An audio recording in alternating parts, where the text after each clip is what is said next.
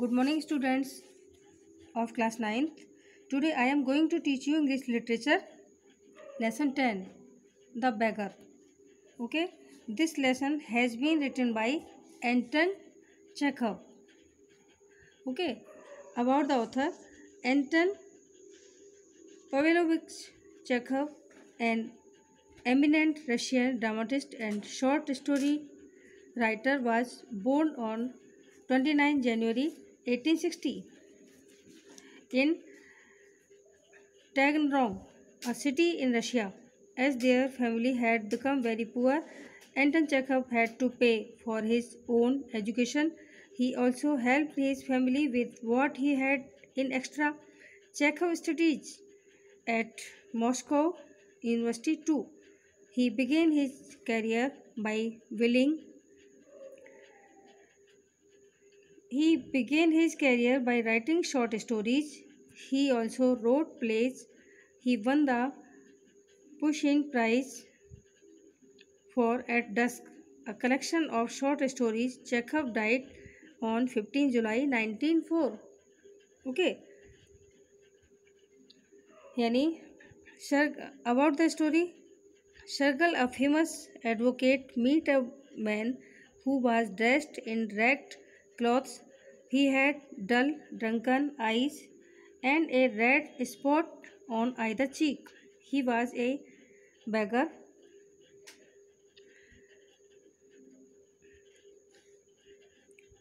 Okay, either cheeks, he was a beggar. The beggar tells Shergal that he was once a school teacher, but Shergal recognized him. He has met him the other day, and then he told him he was a student. He was a liar, a cheat. Shergal gets angry, yet gives him work to do.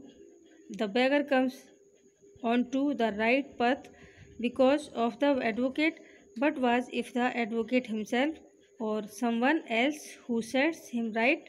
Let's read. Okay. What induced the beggar Ninkov to change his ways? यानी इसके साथ ऐसे मतलब इसमें बताया है कि what included induced the beggar, है ना. Let us read and find out what induced the beggar Leskov to change his ways. Let's read and find out. Okay, kind sir, have pity. Turn your attention to a poor, hungry man. For 3 days I have had nothing to eat. I haven't 5 chops for a loading. I swear it before God. For 8 years I was a village school teacher, and then I lost my place through intrigues. Okay, I fell a victim to calumny. It is a year now since I have had anything to do. Okay, यानी दयालु श्रीमान दया करें, एक निर्धन भूखे व्यक्ति पर ध्यान दें. पिछले 3 दिनों से मुझे खाने को कुछ नहीं मिला है. मेरे पास मकान के लिए किराए के लिए 5 कोपेक भी नहीं है. मैं ईश्वर की शपथ लेता हूँ, मैं 8 वर्ष तक गांव के विद्यालय में अध्यापक रहा हूँ और मैंने षड्यंत्र के कारण नौकरी छोड़ दी. मैं मिथ्या आरोप का शिकार बन गया था. ओके, 1 वर्ष से मेरे पास करने के लिए कोई काम नहीं है, कुछ भी नहीं है. The advocate Sergei looked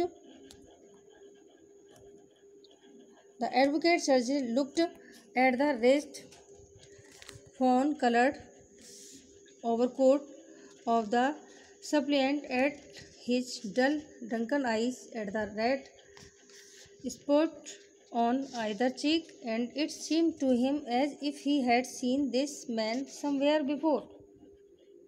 Okay, I have now had an offer of a position in the province of Kolanga. ठीक है. The medicine went on, but I haven't the money to get there. Help me kindly. I am ashamed to ask, but I am obliged to by circumstances. Okay, यानी वकील Sergei ने प्रार्थना के चिथड़ा हुए, यानी वकील सरगेई ने प्रार्थी के यानी जो प्रार्थना कर रहा था उसके चिथड़े हुए हिरन के बच्चे के से रंग के ओवरकोट, उसकी धुंधली नशे से भरी आंखें, दोनों गालों के लाल धब्बों को देखा। ओके, उसको देखा और ऐसा प्रतीत हुआ, ऐसा लगा मानो कि उसने उस आदमी को पहले भी कहीं देखा हो। अब मुझे कलुगा प्रांत से एक प्रस्ताव मिला है, भिखारी ने कहना जारी रखा, लेकिन मेरे पास वहां जाने के लिए धन नहीं है। कृपया मेरी सहायता कीजिए। मुझे मांगते हुए भी शर्म आ रही है, लेकिन मैं क्या करूं, परिस्थितियों के आगे विवश हूं। Okay, Sergei's eyes fell on men's overshoes, okay, one of which was high and other low, and he suddenly remembered something. Look here, it seems to me I met you the day before yesterday in Sabdovia Street, he said, but you told me then that you were a student who had been expelled and not a village school teacher. Do you remember? Okay. No, that can't be so, mumbled the beggar, taken aback. I am a village school teacher, and if you like, I can show you my papers. Okay. Sergei की आंखें उस आदमी के जूतों पर पड़ी, जिनमें से एक ऊंचा था, दूसरा नीचा। उसे अचानक कुछ याद आया। यहाँ देखो, मुझे ऐसा प्रतीत हो रहा है कि मैंने तुम्हें परसों सदोव्या स्ट्रीट में गली में देखा था, उसने कहा, लेकिन तुमने मुझे तब बताया था कि मैं विद्यार्थी हूँ जिसे निष्कासित किया जा चुका है, और यह नहीं बताया था कि मैं स्कूल का अध्यापक हूँ। क्या तुम्हें याद है? ओके, वो कह रहा है नहीं, ऐसा नहीं हो सकता। भिखारी चौंक कर फुसफुसाया, मैं गांव के विद्यालय का अध्यापक हूँ, और यदि आप चाहें तो मैं आपको अपने कागज़ भी दिखा सकता हूँ। Okay, have done with lying, have done with lying. You called yourself a student and even told me what you had been expelled for. Don't you remember? Sergei flushed the turned from the wrecked creature with an expression of disgust.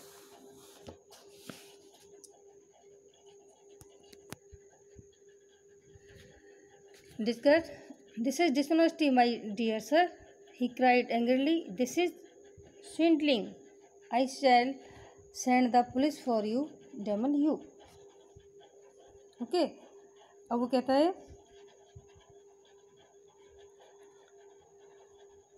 वो बोलता है कि Sergei की आंखें उस आदमी के जूतों पर पड़ी, जिनमें ऊंचा था, और जूते देखकर पहचान लिया उसने कि ये तो मुझे पहले भी पाया था, जो कह रहा था विद्यार्थी हूँ। ठीक है, उसने कहा कि कागज़ दिखा सकता हूँ। फिर उसने कहा have done with lying, You called yourself a student and even told me what you had been expelled for. Don't you remember? यानी झूठ बोल दिया, तुमने खुद को विद्यार्थी कहा था, तुमने यह भी बताया था कि तुम्हें किस लिए निष्कासित किया गया था। क्या तुम्हें याद नहीं है? सरगेई का चेहरा गुस्से में तमतमाया और वह उस चिथड़े पहने प्राणी की ओर से अरुचि का भाव लिए पलट गया। ओके, यह तो बेईमानी है प्रिय महादेव, वह क्रोध से चिल्लाया, यह धोखेबाजी है। मैं तुम्हें पकड़ने को पुलिस भेजूंगा। ठीक है, तुम पर धिक्कार है। Okay,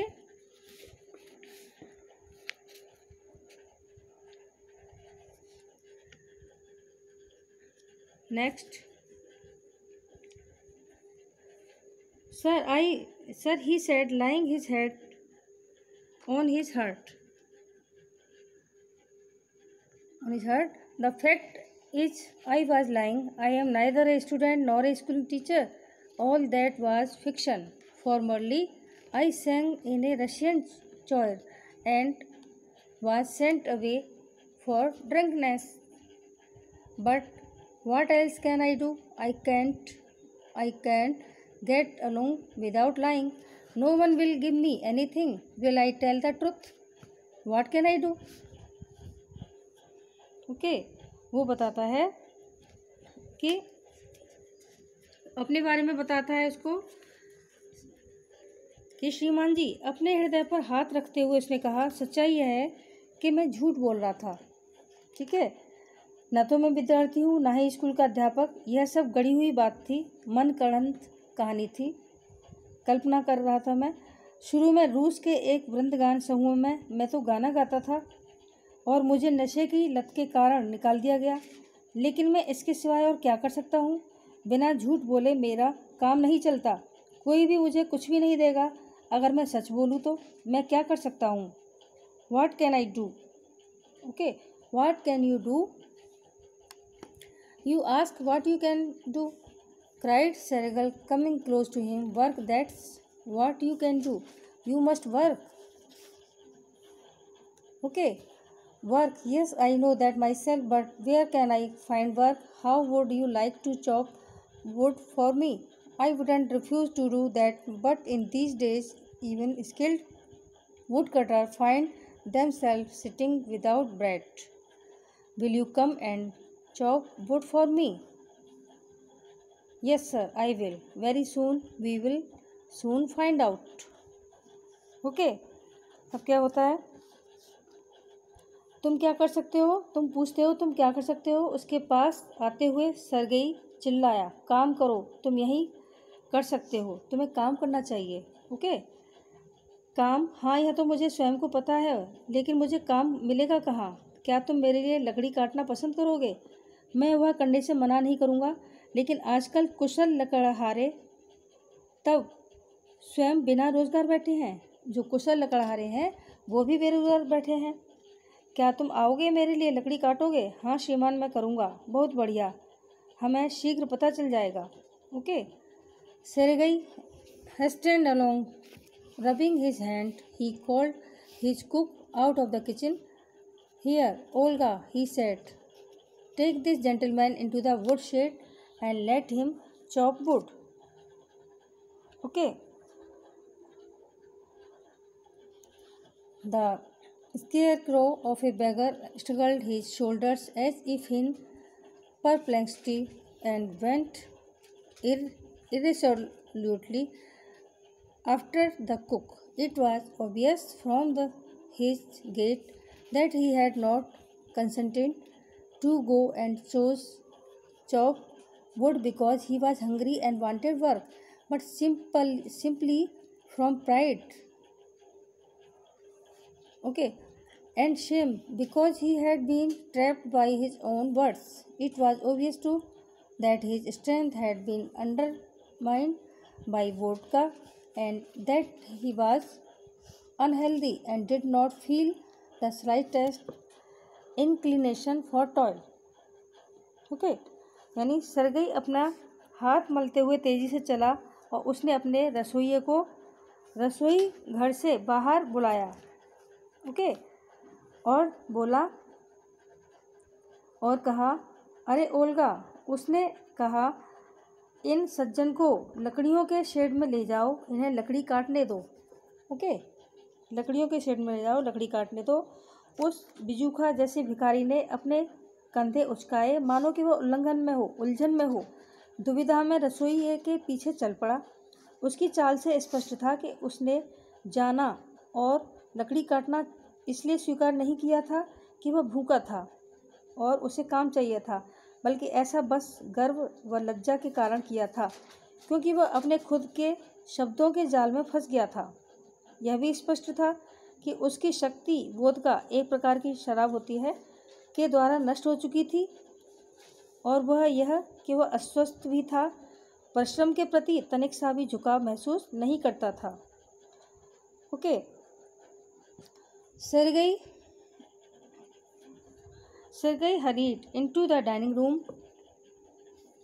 Okay, from its windows one could see the wood shed, everything that went on the yard. Standing at the window, Sergei saw the cook and the beggar come out into the yard by the back door and make their ways across the dirty snow to the shed. Olga glared wrathfully at her companion, shoved him aside with her elbow, unlocked the shed and angrily banged the door. Okay, यानी Sergei तेजी से भोजन कक्ष में गया। उसकी खिड़कियों से लकड़ियों के शेड और उस सबको जो कुछ अहाते में चल रहा था।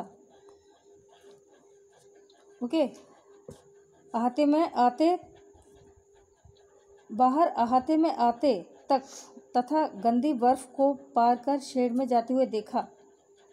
ओल्गा ने अपने साथी को बड़े गुस्से से घूरा, उसे अपनी कोहनी से एक और धकेला, शेड को खोला, झटके से दरवाज़ा पटका। Okay, please turn over.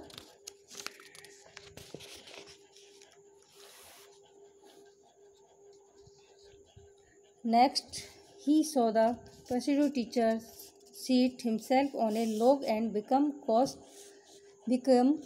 lost in thought with his red cheeks resting on his fists.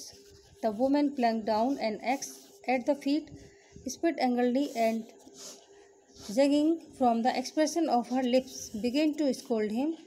The beggar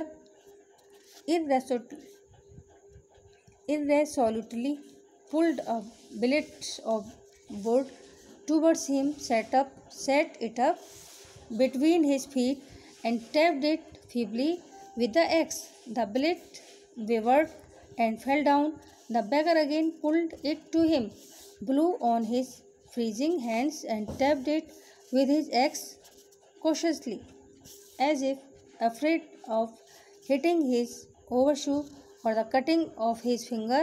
The stick of wood again fell to the ground. Okay, अब क्या होता है इस स्टैंजा में लेखक ने बताया है कि इसके बाद उसने उस छद्म अध्यापक को एक लट्ठे पर अपने लाल गालों को अपनी मुट्ठियों पर टिकाए विचारों में खोए देखा। स्त्री ने उसके पैरों के पास एक कुल्हाड़ी फेंकी, गुस्से से थूका और उसके होठों के भाव से लगता था कि उसने डांटना भी शुरू कर दिया। भिखारी ने अनमने ढंग से लकड़ी का एक छोटा लट्ठा अपनी तरफ खींचा, अपने पैरों के बीच जमाया, कुल्हाड़ी से बड़ी हल्की सी चोट मारी, लट्ठा लड़खड़ाया और नीचे गिर गया। ओके, भिखारी ने इसे पुनः अपने पास खींचा, अपने ठंड से जमते हाथों पर फूंक मारी, अपनी कुल्हाड़ी से सावधानी से इस पर हल्की सी चोट मारी, मानो कि उसे अपने जूतों पर इसके लगने या अपनी उंगली कट जाने का भय हो। लकड़ी की छड़ी फिर से जमीन पर गिरी। Okay, Sergei's anger had vanished. Okay, and he how began to feel a little sorry and ashamed of himself for having set a spoiled, drunken, perhaps sick man to work and manual labor in the cold. Okay, an hour later Olga came in and announced that the wood had all been chopped.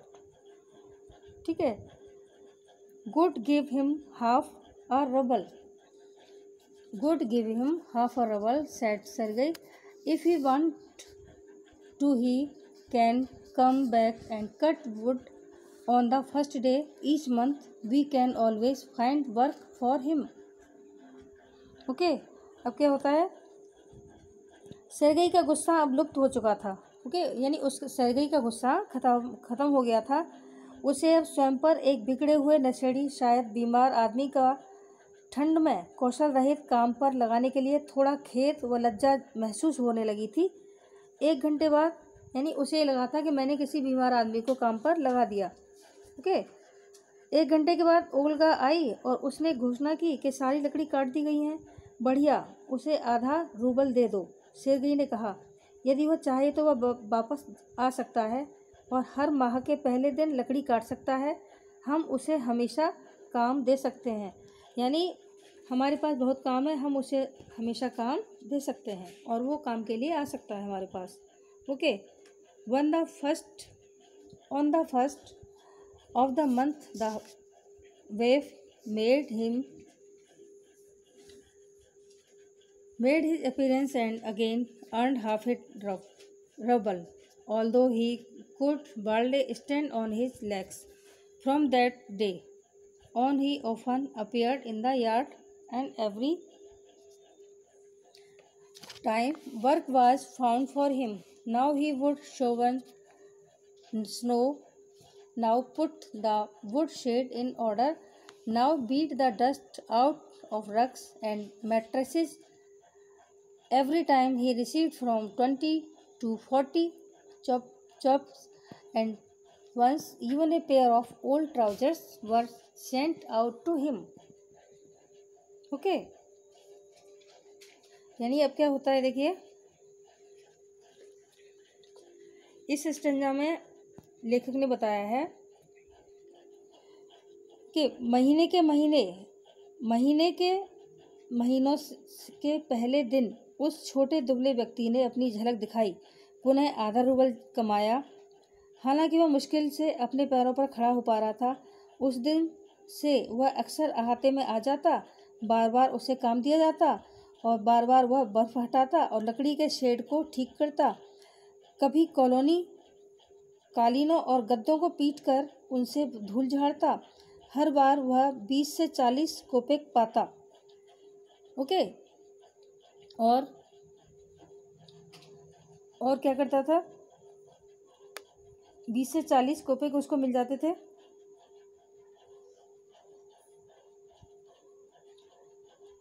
और एक बार तो उसे पुरानी paint भी दी गई। When Sergei moved into another house, the hired him to help in the packing and hauling of the furniture. This time the wife was sober, gloomy and silent. He hardly touched the furniture and walked behind the wagons hanging his head, not even making a pretense of appearing busy. He only shivered in the cold and became embarrassed with the carters jeered at him for his idleness and feebleness and his tattered fancy overcoat. After the moving was over, Sergeant Sergei sent for him. Okay, यानी बताया गया है, इस stanza में बताया गया है कि जब सेरेगई ने दूसरा मकान बदला तो उसने उसको फर्नीचर को पैक करने व खींचने में सहायता के लिए मजदूरी पर रखा था। ओके, इस बार वह छोटा दुबला व्यक्ति बिना शराब पिए उदास व शांत था। उसने मुश्किल से फर्नीचर को छुआ और गाड़ियों के पीछे सिर झुकाए चलता रहा, जरा भी व्यस्त दिखने का दिखावा किए बिना। वह केवल ठंड से कांप रहा था। जब गाड़ीवान उसके आलस्य, कमजोरी और चिथड़े अजीब तरह के कपड़े पहने हुए था, उस पर हंस पड़े और वह लज्जित हो गया। जब सेरेगई सामान ले जाने का काम पूरा हो गया तो सेरेगई ने उसे बुलाया।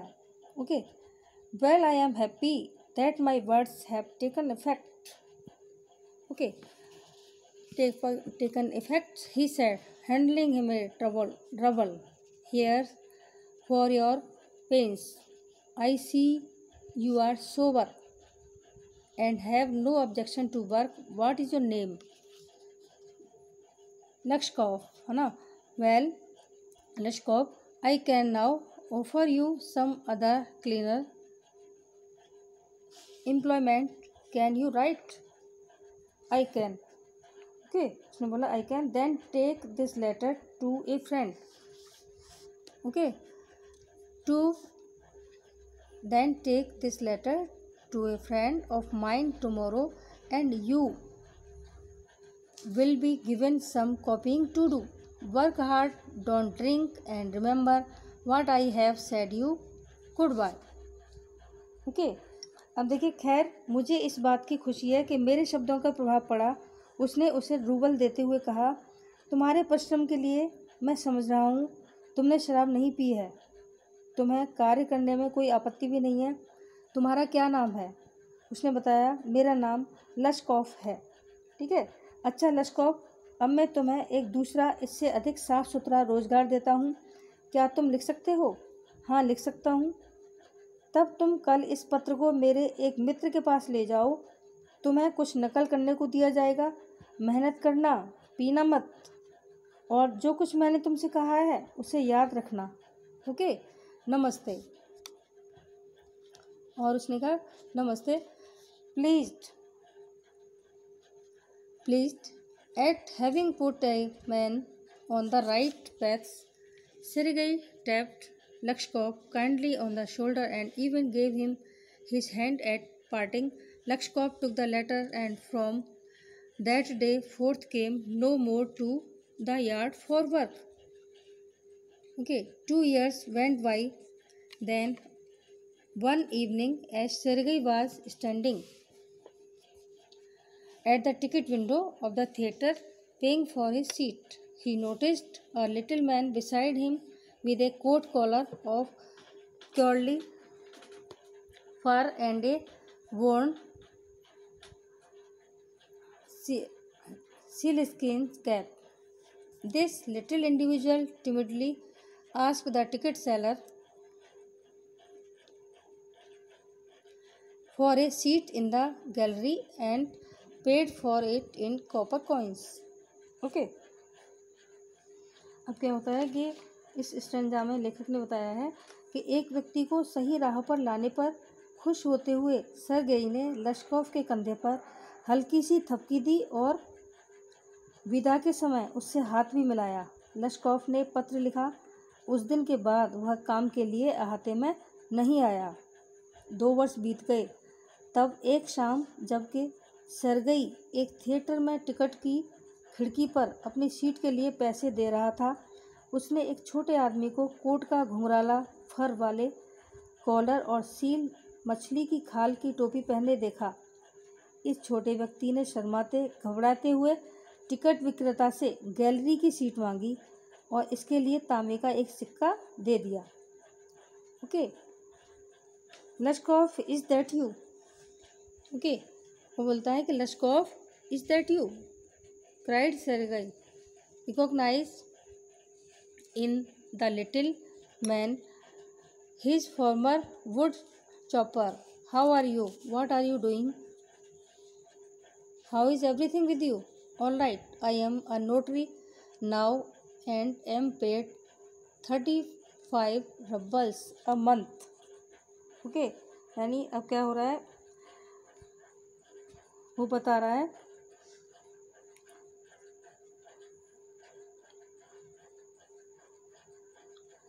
35 rubles। Okay, please turn over.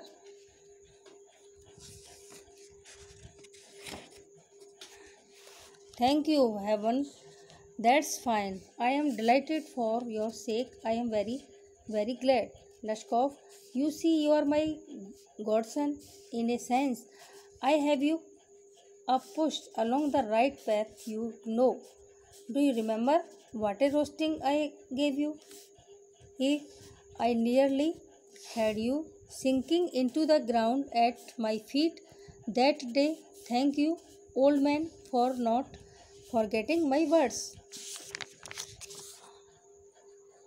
Okay, यानी अब वो बोलता है, लश्कोव, क्या तुम हो? ओके, बोलता है, लश्कोव, यह क्या है, तुम हो? इस छोटे से आदमी ने अपने पुराने लकड़हारे को पहचान लिया।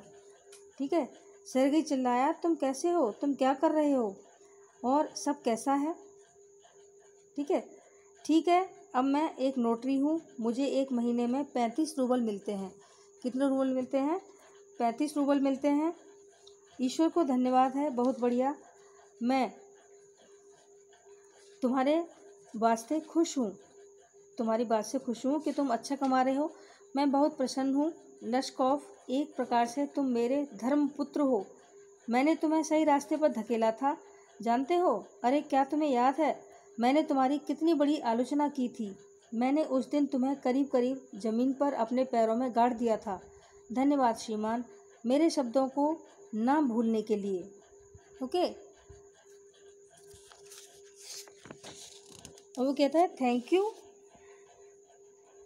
ठीक है, thank you too said Lashkov. If I hadn't come to you, then I might still have been calling myself a teacher or a student to this day. Yes, by flying to your protection, I dressed myself out of a pit. अब वो कहता है, आपका भी धन्यवाद। लश्कोव ने कहा कि आपका भी धन्यवाद है। ओके, बहुत बढ़िया, मैं तुम्हारे वास्ते खुश हूँ। आपका भी धन्यवाद है। यदि मैं आपके पास न आया होता तो मैं अभी भी अपने आप को आज तक अध्यापक या विद्यार्थी ही कह रहा होता। हाँ, आपके संरक्षण में आकर ही मैंने अपने आप को गर्त से बाहर निकाला था। Okay, I am very glad. Indeed. Thank you for your kind words and deeds. I am very grateful to you and to your cook. God bless that good and noble woman. You spoke finally then, and I shall be indebted to you to my dying day. But strictly speaking, it was your cook Olga who saved me. Okay, how is that? यानी मैं वस्तुतः बहुत प्रसन्न हूँ। आपके दयालुता भरे शब्दों व कार्यों के लिए धन्यवाद। मैं आपको व आपकी रसोइया का बहुत कृतज्ञ हूँ, यानी सभी का बहुत कृतज्ञ हूँ। भगवान उस अच्छी व कुलीन स्त्री का कल्याण करे। आप तब मुझे अच्छी तरह बोले थे, मैं मरने के दिन तक आपको कृतज्ञ रहूँगा, आपका आभारी रहूँगा। लेकिन सच कहूँ तो यह ओल्गा आपकी रसोइया ही थी जिसने मुझे बचाया। अब वो पूछ रहा है कि वो जो ओल्गा रसोइया थी उसने कैसे बचाया, वह कैसे, ठीक है। तो वो कह रहा है कि when I use to come to your house to chop wood she use to begin, O you shot you, O you miserable creature, there's nothing for you but run. And then she would sit down opposite me and grow sad, look into my face and weep, oh you unlucky man, there is no pleasure for you in this world, and there will be none in this world to come. You drunkard, you will burn in hell.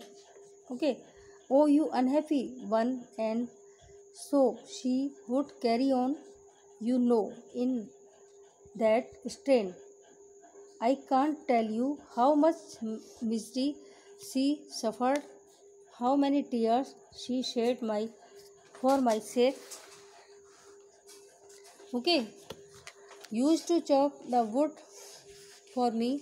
Do you know, sir, that I did not chop one single stick of wood for you? She did it all. Why they saved me, why I changed, why I stopped drinking at the sight of her, I cannot explain. I only know that owing to her words and noble deeds, a change took place in my heart. She set me right and I shall never forget it. However, it is time to go now. There goes the bell. Lakshop board and departed to the gallery. यानी इस stanza में जो लेखक हैं वो बताते हैं कि जब मैं आपके घर लकड़ी काटने जाता था तो वह कहना शुरू कर देती थी, ओ तू नशेड़ी आ गया, ओ तू अभागे प्राणी, तेरे लिए सर्वनाश के अतिरिक्त और कुछ भी नहीं है। तब वह मेरे सामने बैठ जाती थी और दुखी हो जाती थी, मेरे चेहरे को देखा करती थी और रोने लग जाती थी। अरे अभागे व्यक्ति, तेरे लिए इस संसार में कोई आनंद नहीं है और आने वाले संसार में कोई आनंद नहीं होगा। अरे पियक्कड़, तू नरक में चलेगा। अरे दुखी व्यक्ति, इस प्रकार वह कहती रहती थी। आप जानते ही हैं उसी लहजे में। मैं आपको नहीं बता सकता कि वह कितना कष्ट उठाती थी, मेरे वास्ते कितने आंसू गिराया करती थी। लेकिन मुख्य बात थी कि वह मेरे लिए लकड़ियाँ काटा करती थी। क्या आप जानते हैं, यानी काम करने में वो मेरी हेल्प करती थी और मुझे अच्छे रास्ते पर लाने की कोशिश करती थी और मुझे सच्चाई से भी अवगत कराती थी। मेरे को जो बोलती थी वो सच बोलती थी, लेकिन मुझे बुरा लगता था। मेरे वास्ते कितने आंसू बहाती थी, गिराया करती थी, लेकिन मुख्य बात थी वह मेरे लिए लकड़ियाँ काटा करती थी। क्या आप जानते हैं श्रीमान, मैंने आपके लिए एक भी लकड़ी नहीं काटी, यह सब उसने ही किया था, वही सारा काम करती थी। ठीक है, उसने मुझे बचाया। क्यों बचाया, क्यों मैं बदल गया, क्यों उसके सामने मैंने पीना बंद कर दिया, मैं इसकी व्याख्या नहीं कर सकता। मैं तो बस इतना जानता हूँ कि उसके शब्दों और श्रेष्ठ कार्यों की वजह से मेरे हृदय में एक परिवर्तन आया। उसने मुझे ठीक कर दिया और मैं इसे कभी नहीं भूलूँगा। तो भी अब जाने का समय हो गया है, लीजिए घंटी बज गई। लश्कॉफ ने सिर झुकाया और गैलरी की ओर चला गया। Okay, is that clear? Thank you students, that's it for today. I hope you enjoyed my class. Similarly, you have to do all questions and exercise. All the best.